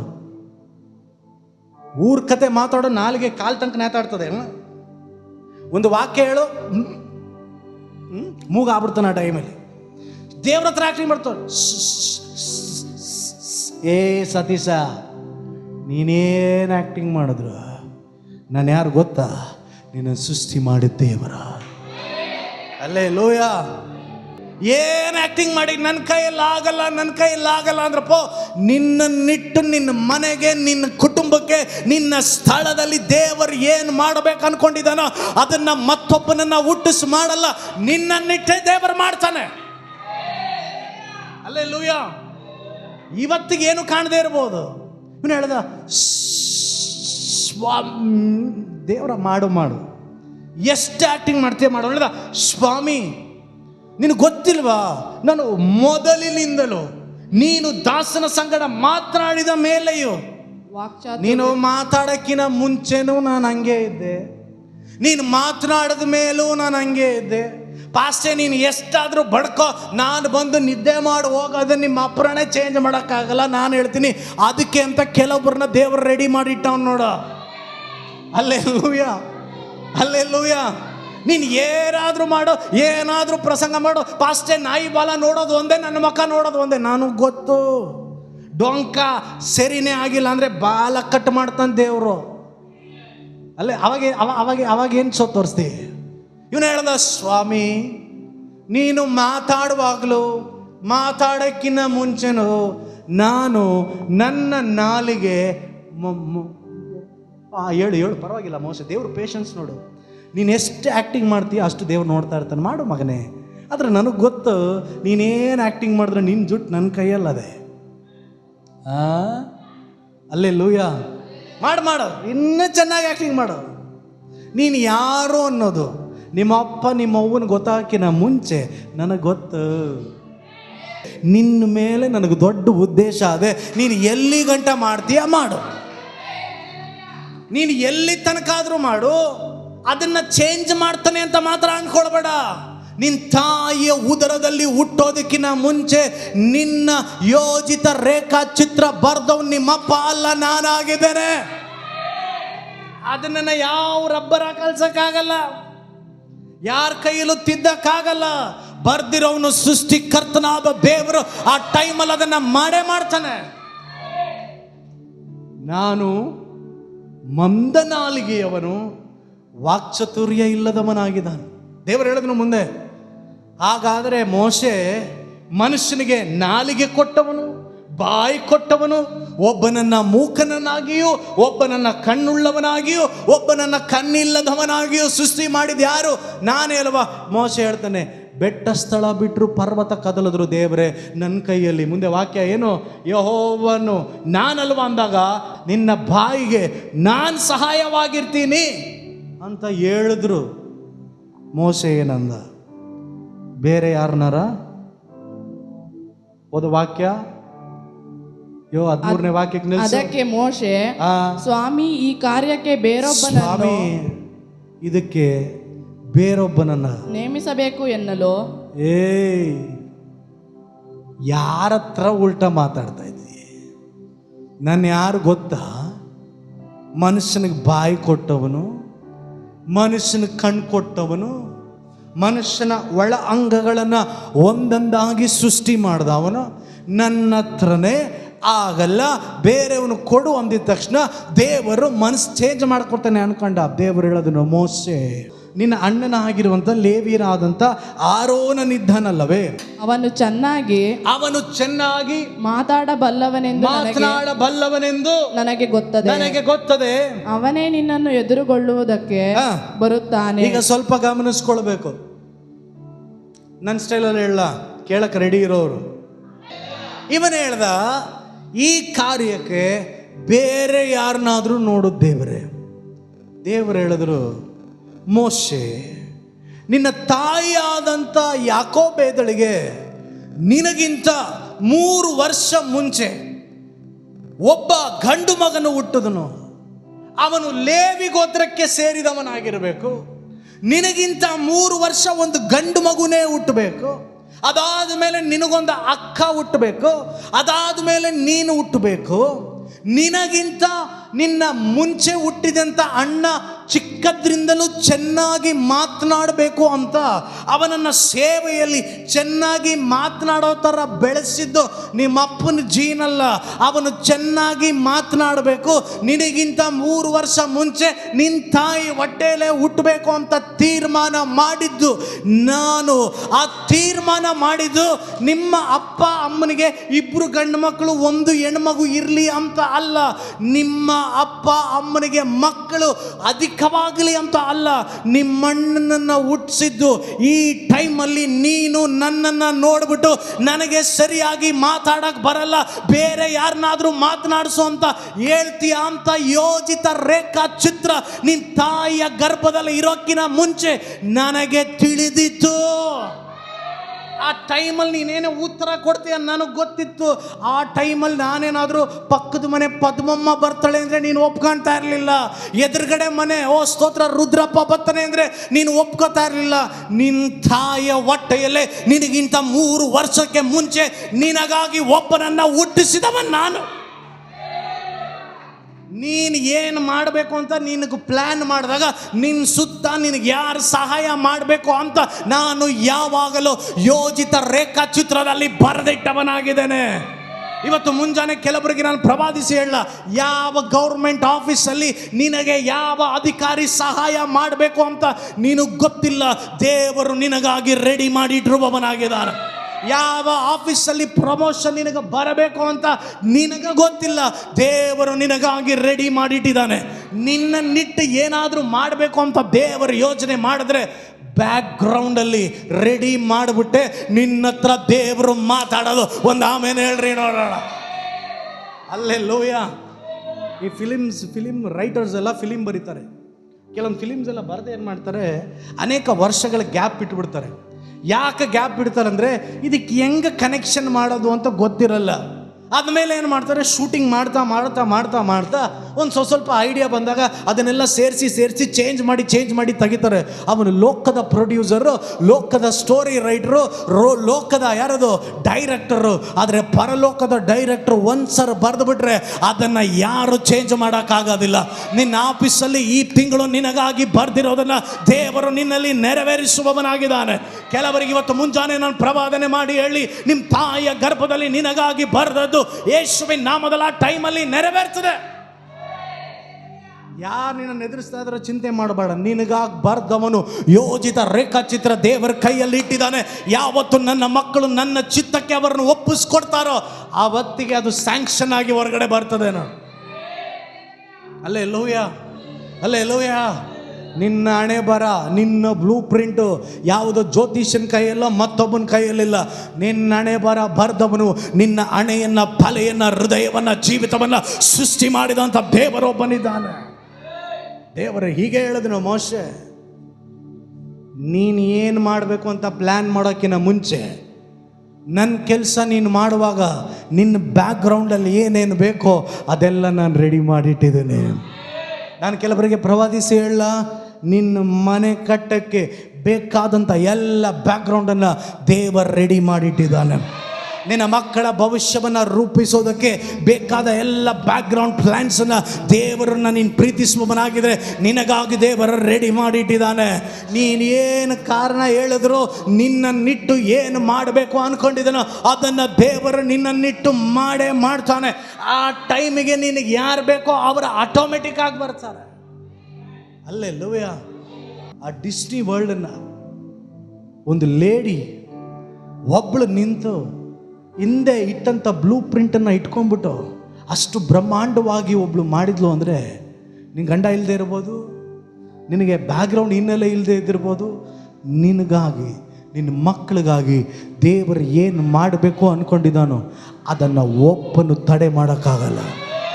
ದೇವರು ವಾಗ್ದಾನವಾಗಿ ಹೇಳಿದನು, ನಾನು ಯಾವುದನ್ನು ಸಂಕಲ್ಪಿಸಿದ್ದೇನೋ ಅದೇ ನೆರವೇರೋದು. ಅದರೊಳಗೆ ಯಾವ ಚೇಂಜಸ್ಸನ್ನು ಯಾವ ಮನುಷ್ಯನು ತೆಗೆದುಕೊಂಡು ಬರೋಕ್ಕೆ ಸಾಧ್ಯ ಆಗೋದೇ ಇಲ್ಲ. ದೇವರಿಗಿಂತವರು ಸಹಾಯ ಬೇಕಾಗೇ ಇಲ್ಲ. ಅವರು ಮನಸ್ಸಿಟ್ರೆ ಎಂಥ ವಿರೋಧಿಯನ್ನ ಬೇಕಾದರೂ ನಿನ್ನ ಕಡೆಗೆ ದೇವರು ತಿರುಗಿಸೋದಕ್ಕೆ ಸಾಧ್ಯ ಆಗಿದೆ. ಗಟ್ಟಿಗೊಂದು ಆಮೇಲೆ ಹೇಳ್ರಿ, ಗಟ್ಟಿಗೊಂದು ಆಮೇಲೆ ಹೇಳ್ರಿ.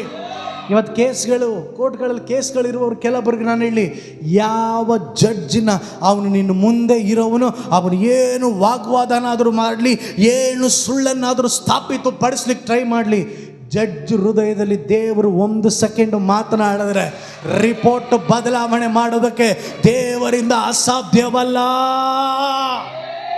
Alleluia, alleluia. ಅವನೊಂಥರ ನಿನ್ನ ಲೈಫು, ಈ ಜೀವಿತದ ಆಟದಲ್ಲಿ ಅವನೇ ಅಂಪೈರ್. ನೋಡು, ನಿನಗೆ DRS ಎಲ್ಲ ಇಲ್ಲ.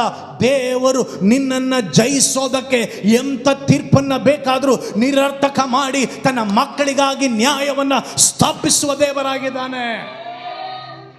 ನಮ್ಮೇಲೆಲ್ಲ ನಾನ್ ಬೇಲಬಲ್ ಅಫೆನ್ಸ್ ಇದ್ದಾಗ ಆಲ್ಮೋಸ್ಟ್ 1 ವರ್ಷದ ಹತ್ರ ಕೋರ್ಟ್ ಕೇಸನ್ನು ಈ ನವೆಂಬರ್ಗೆ ಹೋದ್ವಿ. ಮುಂದಿನ ವರ್ಷ ಏಪ್ರಿಲ್ಗೆ ಬೆಳಿಗ್ಗೆ ಕೋರ್ಟ್ನಲ್ಲಿ ಬೆಳಗ್ಗೆ ಜಡ್ಜ್ ಬರೆದು ಕಳಿಸಿದ್ರು. 1 ಸಾರಿ ಜಡ್ಜ್ ಬರೆದು ಬಿಟ್ರೆ ಅದು ಫೈಲ್ ಹೋಯ್ತು ಅಂತಂದರೆ ಅಷ್ಟು ಸುಲಭವಾಗಿ ತಿಂಗಳಾನ್ಗಟ್ಲೆ ವರ್ಷಾನ್ಗಟ್ಲೆ ಫೈಲ್ ರಿಟರ್ನ್ ಬರಲ್ಲ. ಹೌದಾ ಇಲ್ಲ? ಯಾಕಂದರೆ ಅವರು ಬರೆದ ಮೇಲೆ ಮುಗೀತದು. ಬರೆದು ಕಳಿಸ್ಬಿಟ್ರು. ನಾನು ಹೋಗಲೇ ಇಲ್ಲ, ಅಲ್ಲೇ ಕೂತೆ. ಅಲ್ಲಿಂದ ಬಂದು ನನ್ನ ವೈಫ್ ಕರ್ಕೊಂಡು ಬಂದೆ. ದೇವರೇ, ಮುಂದಿನ ವರ್ಷ ಗಂಟೆಲ್ಲ ತಡ್ಕೊಳಕ್ಕಾಗಲ್ಲ. ದೇವರು ನೀನು ನನ್ನ ಜೊತೆ ಮಾತಾಡಿದೀಯ. ಈ ಬಂಧನದಿಂದ ನನ್ನನ್ನು ಬಿಡಿಸ್ಬೇಕು, ಬೇಗ, ಆದಷ್ಟು ಬೇಗ. ನನಗೆ ಗೊತ್ತಿರಲಿಲ್ಲ ಅಷ್ಟು ಬೇಗ ಅಂತ. ಎಲ್ಲ ನಾನ್ ಬೇಲಬಲ್ ಕೇಸಸ್.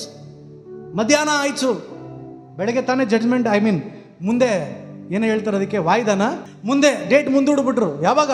ನವಂಬರಿಂದ ಮುಂದಿನ ವರ್ಷ ಏಪ್ರಿಲ್ಗೆ ಮುಂದೂಡ್ಬಿಟ್ಟು ಬರೆದು ಫೈಲ್ ಕಳಿಸ್ಬಿಟ್ರು. ದಿಢೀರ್ ಅಂತ ನಾನು ನನ್ನ ಈ ವೈಫ್ ಹೊರಗಡೆ ಕೂತಿದ್ದು. ಜಡ್ಜಮ್ಮ ಊಟ ಮಾಡ್ಕೊಂಡು ಒಳಗೆ ಹೋದ್ರು, ಹಿಂಗೆ ನೋಡ್ಕೋದ್ರು ನಮ್ಮನ್ನ. ನಾವು ಹೊರಗಡೆನೆ ಕೂತಿದ್ದು. ಒಂಥರ ಭಯಂಕರವಾದಂಥ ಅವಮಾನ. ಏನು ಮಾಡೋದು ಎಲ್ಲದಕ್ಕೂ ಇಕ್ಕಟ್ಟಾಗ್ತದಲ್ಲ. ಅದಾದ್ಮೇಲೆ ಇನ್ನೆಷ್ಟು ತಿಂಗಳು ನಡೆಸ್ತಾರೋ ಗೊತ್ತಿಲ್ಲ. ಒಳಗಡೆ ಹೋಗಿ, ಯಾರ್ರೀ ಅದು ಹೊರಗಡೆ ಕೇಸ್ ಅವ್ರು ಒಳಗಡೆ ಬನ್ನಿರಿ. ಅವಾಗಂತ ಊಟಕ್ಕೆ ಹೋದವ್ರು ಯಾರು ನೆಕ್ಸ್ಟ್ ಕ್ಲೈಂಟ್ ಬರಲೇ ಇಲ್ಲ. ನಾನನ್ನು ನೆಡ್ತಿ ಕೂತಿದ್ದೀವಿ ಹೊರಗಡೆ. ಸೀದಾ ಕಳಿಸಿದ್ರು. ನಿಮ್ಮ ಲಾಯರ್ ಎಲ್ಲಿ? ನಮ್ಮ ಲಾಯರ್ ಇದ್ರ? ನಮ್ಮ ಲಾಯರ್ ಆಗ ಇರಲೇ ಇಲ್ಲ. ಬೆಳಗ್ಗೆ ಲಾಯರೇ ಇರಲಿಲ್ಲ. ಮಧ್ಯಾಹ್ನ ಲಾಯರಮ್ಮ ಬಂತು. ಇಮಿಡಿಯೇಟ್ಲಿ ದೇವ ಸಮ್ಮುಖದಲ್ಲಿ ಹೇಳ್ತಾನೆ, ಇದೇ ಮದ್ದೂರು ಸೆಷನ್ ಕೋರ್ಟಲ್ಲಿ ಜಡ್ಜಮ್ಮ ಇಲ್ಲಿಂದ ಆ್ಯಕ್ಚುಲಿ 2ನೇ ಶನಿವಾರ ಕೇಸ್ಗಳು ರಾಜಿ ಆಗುವಾಗ 2ನೇ ಶನಿವಾರ ಬಂದು ಕೇಸನ್ನು ರಾಜಿ ಮಾಡೋದು. ಅದಕ್ಕೆ ಸಪ್ರೇಟ್ ಟೈಮ್ ಇದೆ. ಅಯ್ಯಮ್ಮ ಹೋಗ್ರಿ, ಇವ್ರು ಫೈಲ್ ತಗೊಂಬನ್ರಿ ಅಂತು. ಆ ಸೆಕೆಂಡಲ್ಲಿ ಎಲ್ಲ ಕ್ಯಾನ್ಸಲ್ ಮಾಡ್ರಿ, ಹೋಗ್ರಿ, ಕೇಸ್ ಮುಗೀತು ಅಂತ. ಅದಾದ್ಮೇಲೆ ತಿರ್ಗಾ ಕೋರ್ಟ್ ಒಳಗೆ ಕಾಲ ಇಡಲಿಲ್ಲ. ಅದು ಜಡ್ಜ್ ಬರೆದ್ರೆ ಅಂತಿಮ ಅಂತ ನೀನು ಅನ್ಕೊಳ್ಬೇಡ. ರಾಜನ ಹೃದಯವನ್ನ ಬದಲಾವಣೆ ಮಾಡುವಂತ ಒಂದು ದೇವರಿದ್ದಾನೆ. ಡಾಕ್ಟರ್ ರಿಪೋರ್ಟ್ ಬರೆದು ಕೊಟ್ಟಿದ್ದಾನೆ, ಇಂಥ ಕಾಯಿಲೆ ವಾಸಿ ಆಗಲ್ಲ, ಮೆಡಿಸಿನ್ ತಗೊಳ್ಬೇಕು. ನಾನು ಹೇಳಿ, ಡಾಕ್ಟರ್ ಕೈಯಲ್ಲಿ ಸೃಷ್ಟಿ ಮಾಡೋಕ್ಕಾಗಲ್ಲ. ಸೃಷ್ಟಿಕರ್ತನ ಅದರ ಅಧಿಕಾರ ಇರೋವನ, ಅವನ ಕೈಯಲ್ಲಿ ಅದು ಸಾಧ್ಯವಾಗುವಂಥದ್ದಾಗಿರ್ತದೆ. ನಿನ್ನಿಂದ ಏನಾದರೂ ಮಾಡಿಸ್ಬೇಕಂದ್ರೆ ಪ್ಲ್ಯಾನ್ ಇಟ್ಕೊಳ್ಳದೆ ದೇವರು ಏನನ್ನೂ ಮಾಡೋಲ್ಲ. ಆ ಟೈಮಿಗೆ ಏನನ್ನು ಬದಲಾವಣೆ ಮಾಡಲ್ಲ. ನೋಹನನ್ನ ದೇವರ ಕರೆದ್ರು. ನೋಹನನ್ನ ಕರೆದು ಅಷ್ಟು ದೊಡ್ಡ ನಾವೆಯನ್ನು ಕಟ್ಟಬೇಕು. ಇವನು ಯಾರು? ವಿದ್ಯಾಹೀನನು. ಇವನು ಯಾರು ಇವನನ್ನು ನಂಬಲಿಲ್ಲ. ಆದರೆ ನೋಹನ ಕೈಯಲ್ಲಿಟ್ಟು ಅಷ್ಟು ದೊಡ್ಡ ನಾವೆಯನ್ನು ಮಾಡುವಂಥ ಯೋಜಿತ ರೇಖಾ ಚಿತ್ರ ದೇವರ ಕೈಯಲ್ಲಿತ್ತು. ಯೋನ ಅನ್ನುವಂಥ ಒಬ್ಬ ಪ್ರವಾದಿ ಇದನು. ಆ ಪ್ರವಾದಿ ದೇವರ ಮಾತಿಗೆ ಅವಿಧೇಯನಾಗಿ ನಿನವೆಗೆ ಹೋಗು ಅಂದರೆ ತಾರ್ಷೀಸಿಗೆ ಹೋದನು. ದೇವರ ಚಿತ್ತ ನೆರವೇರಿಸು ಅಂದರೆ ಹಡಗತ್ತದ. ಹಡಗತ್ತಿ ಯಾವ ಸ್ಥಳದಲ್ಲಿ ಹಡಗು ನಿಲ್ಲಬೇಕು, ಯಾವ ಸ್ಥಳದಲ್ಲಿ ಬಿರುಗಾಳಿ ಬಡಿಬೇಕು, ಯಾವ ಸ್ಥಳದಲ್ಲಿ ಯೋನನು ನೀರೊಳಗೆ ಜಿಗಬೇಕು, ಅವನು ನೀರೊಳಗೆ ಜಿಗಿದ ತಕ್ಷಣ ಅಲ್ಲೊಂದು ತಿಮಿಂಗಳ ಬಾಯಿ ತೆಗೆದು ಅವನನ್ನು ನುಂಗಬೇಕು. ನುಂಗಿದ ಮೇಲೆ ಎಲ್ಲಿ ಕರ್ಕೊಂಡು ಬಂದು ಉಗಿಬೇಕು, ಉಗಿದ ಮೇಲೆ ನನ್ನ ಯೋಜನೆ ಅವನ ಲೈಫಲ್ಲಿ ನೆರವೇರಿಸಬೇಕು ಅನ್ನೋದು ಅವನ ತಾಯಿಯ ಗರ್ಭಕ್ಕೂ ಮುಂಚಿತವಾಗಿ ಯೋಜಿತ ರೇಖಾ ಚಿತ್ರ ದೇವರು ಬರೆದಿದ್ದನು. ಏಲಿನನ್ನುವಂಥ ಪ್ರವಾದಿಯ ಲೈಫಲ್ಲಿ ನೋಡ್ರಿ, ಅವನು ಕುಟುಂಬ ಇಲ್ಲ, ಒಬ್ಬನೇ ತಿರುಗಾಡಬೇಕು. ಅರಸನ ಮುಂದೆ ಆವಾಜಾಗಿ ಬಂದವನೇ, ನಾನು ಹೇಳಗಂಟ ಮಳೆ ಬರಲ್ಲ, ನಾನು ಹೇಳಗಂಟ ಇಬ್ಬನಿ ಬರಲ್ಲ, ಎಲ್ಲಿ ಹೋಗ್ಬೇಕು ಗೊತ್ತಿಲ್ಲ. ದೇವರು ಹೇಳಿದ್ರು, ನೀನು ಒಬ್ಬ ವಿಧವೆಯ ಮನೆಗೆ ಹೋಗುವ. ಆ ವಿಧವೆ ಯಾವತ್ತೋ ಸಾಯ್ಬೇಕಾಗಿತ್ತು, ಅವಳನ್ನಿನ್ನೂ ಜೀವಂತವಾಗಿಟ್ಟಿದ್ದೀನಿ. ಯಾಕೆ ಗೊತ್ತಾ? ಅವಳು ಸಾಯಬಾರ್ದು, ನೀನು ಸಾಯಬಾರದು. ಅವಳು ತಾಯಿಯ ಗರ್ಭದಲ್ಲಿ ಉದರದಲ್ಲಿ ಇರುವಾಗಲೇ ಅವಳನ್ನು ಸಾಕಿದ್ದು. ಒಂದು ವೇಳೆ ಅವಳು ವಿಧವೆಯಾಗಿರಬೇಕು ಅಂತ ತೀರ್ಮಾನ ಮಾಡಿದ್ದು, ಅವನು ಗಂಡ ಇದ್ದಿದ್ರೆ ನಿನ್ನ ಮನೇಲಿ ಸೇರಿಸ್ತಾ ಇರಲಿಲ್ಲ. ತಾಯಿಯ ಗರ್ಭದಲ್ಲೇ ಏಲಿಯನ್ನೇ ನಿನಗಾದಂಥ ಯೋಜಿತ ರೇಖಾಚಿತ್ರ ನನ್ನ ಕೈಯಲ್ಲಿರೋದ್ರಿಂದ ಕಾಗೆ ಇಟ್ಟಾದ್ರೂ ನಾನು ನಿನ್ನನ್ನು ಪೋಷಿಸೋಕೆ ಶಕ್ತನಾಗಿದ್ದಾನೆ. ಸತ್ಯವೇದ ಗ್ರಂಥದಲ್ಲಿ ಒಂದು ಕತ್ತೆ ಕಾಣೆ ಆಗ್ತದೆ, ಅಪ್ಪನ ಕತ್ತೆ ಕಾಣೆ ಆಗ್ತದೆ. ಅಪ್ಪನ ಮೇಲೆ ಭಯಂಕರ ಭಯ ಒಬ್ಬನಿಗೆ. ಅಯ್ಯೋ, ನನ್ನ ತಂದೆ ಕತ್ತೆ ಕಾಣೆ ಆಯಿತು ಅಂತ ಊರು ಬಿಟ್ಟು ಊರು ಹುಡಿಕೊಂಡು ಒಬ್ಬ ಹೋದ ಸೌಲನನ್ನುವವನು. ಅವ್ರ ಅಪ್ಪನ ಕತ್ತೆ ಕಾಣೆ ಆಗಬೇಕು, ಆ ಕತ್ತೆ ಇವನೇ ಹುಡುಕಬೇಕು, ಅದನ್ನು ಹುಡುಗೆ ಹೋಗಬೇಕು. ಅಲ್ಲೊಂದು ಸ್ಥಳದಲ್ಲಿ ಇವನ ಎದುರುಗಡೆ ಒಬ್ಬ ಸಾಮುವೇಲ್ ಪ್ರವಾದಿ ಬರಬೇಕು, ಅವನನ್ನು ಅಭಿಷೇಕ ಮಾಡಬೇಕು. ಕತ್ತೆ ಹುಡುಕೊಂಡು ಹೋದವನಿಗೆ ಸಿಂಹಾಸನ ಕೊಡಬೇಕು. ಇದು ತಾಯಿಯ ಗರ್ಭದಲ್ಲಿ ದೇವರು ಬರೆದಂಥ ರೇಖಾಚಿತ್ರ. ದಾವೀದನ ತನ್ನ ಅಣ್ಣಂದಿರಿಗೆ ಊಟ ತೆಗೆದುಕೊಂಡು ಹೋದ. ಇವ್ರಿಗೆ ಗೊತ್ತಿಲ್ಲ, ನಾನು ಊಟ ತೆಗೆದುಕೊಂಡು ಹೋಗ್ತಾ ಇದ್ದೀನಿ, ಆದರೆ ನಾನು ಕುರಿ ಮೈಸುವವನಾಗಿ ಹೋಗ್ತಾ ಇದ್ದೀನಿ. ಆದರೆ ದೇವರ ಯೋಜನೆ, ಯಾವಾಗ ಊಟ ತೆಗೆದುಕೊಂಡು ಹೋಗ್ತಾನೋ ಆ ಟೈಮಲ್ಲಿ ಇವನು ಕಿವಿ ಕೇಳೋ ಥರ ಎದುರುಗಡೆ ಇದ್ದಂಥ ಗೋಲಿಯಾತನ ಕಿರ್ಚಬೇಕಾಗಿತ್ತು. ಗಟ್ಟಿಗೊಂದು ಆಮೇಲೆ ಹೇಳ್ರಿ. ಯಾರನ್ನ ಎಲ್ಲಿಟ್ಟು ಹೊಡಿಬೇಕೋ, ಯಾರನ್ನ ಎಲ್ಲಿಟ್ಟು ಎತ್ತಬೇಕೋ, ಯಾರನ್ನ ಎಲ್ಲಿಟ್ಟು ಉದ್ಧರಿಸಬೇಕೋ, ಯಾವ ಸ್ಥಳದಲ್ಲಿ ನನ್ನ ಮಕ್ಕಳನ್ನು ನಾನು ನಡೆಸಬೇಕು ಅನ್ನೋದು ದೇವರು ಬಿಟ್ಟರೆ ಮತ್ತಾರಿಗೂ ಗೊತ್ತಿಲ್ಲ. ಯೋಜಿತ ರೇಖಾಚಿತ್ರ ದೇವರು ಬರೆದವನಾಗಿದ್ದಾನೆ. ಯೋಸೇಫನನ್ನು ಕುಣಿಯಲ್ಲಿ ಹಾಕಿದ್ರು, ದೇವರು ಗೊತ್ತು. ಕುಣಿಯಿಂದಲೂ ದೇವರ ಮೇಲ್ಗಡೆ ಎತ್ತಿ ಅಲ್ಲೇ ಸಿಂಹಾಸನ ಕುಣಿಸ್ಬೋದಾಗಿತ್ತು. ದೇವರ ಯೋಜನೆ ಏನು ಅಂತಂದರೆ, ಯಾರು ಕೈ ಬಿಟ್ರು? ಸೆರೆಮನೆಯಿಂದ ಅರಮನೆ ಕರ್ಕೊಂಡು ಬರೋದು ದೇವರ ಯೋಜಿತ ಸ್ತೋತ್ರ ರೇಖಾಚಿತ್ರವಾಗಿತ್ತು. ಇವತ್ತೊಂದು ಕ್ಷಣ ಎಲ್ಲ ಎದ್ದು ನಿಂತ್ಕೊಳ್ರಿ, ನಾನು ಹೇಳ್ತೀನಿ.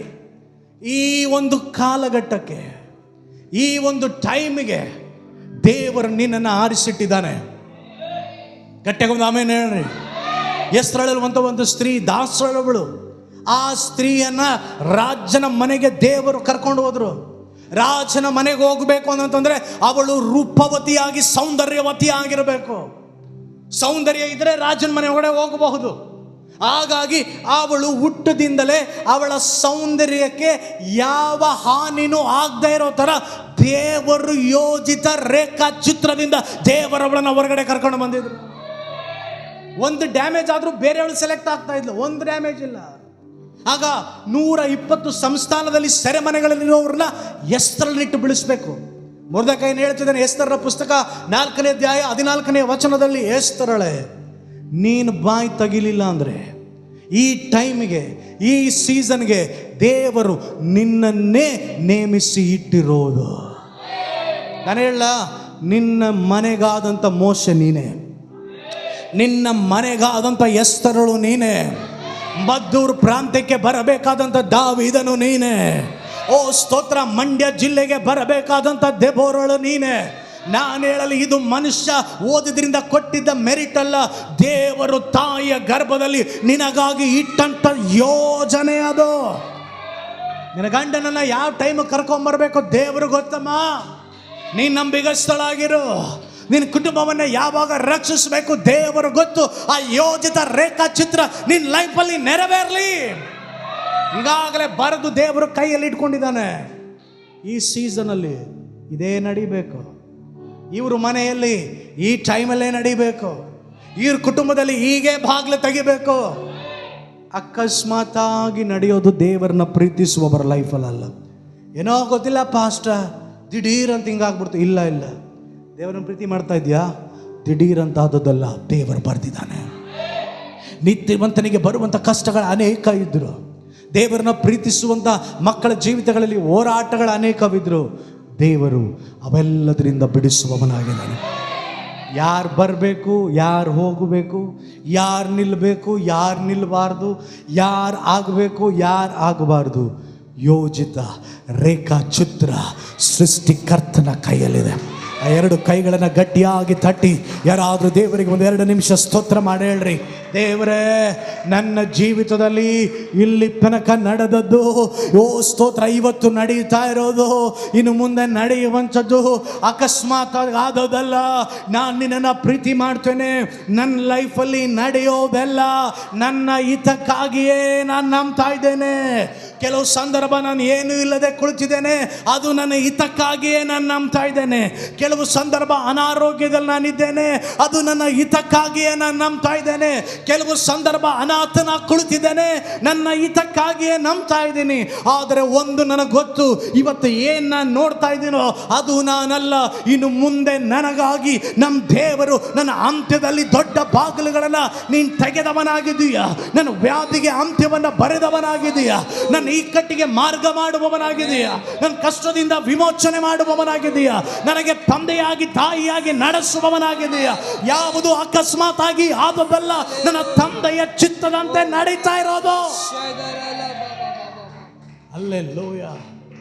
ದೇವರ ಚಿತ್ತ. ಏನು ಓದಬೇಕು? ದೇವರ ಚಿತ್ತ. ಎಲ್ಲಿ ಹೋಗಬೇಕು? ದೇವರ ಚಿತ್ತ. ಹೇಳಿ, ಯೋಜಿತ ರೇಖಾಚಿತ್ರ. ಹಲ್ಲೆಲೂಯ.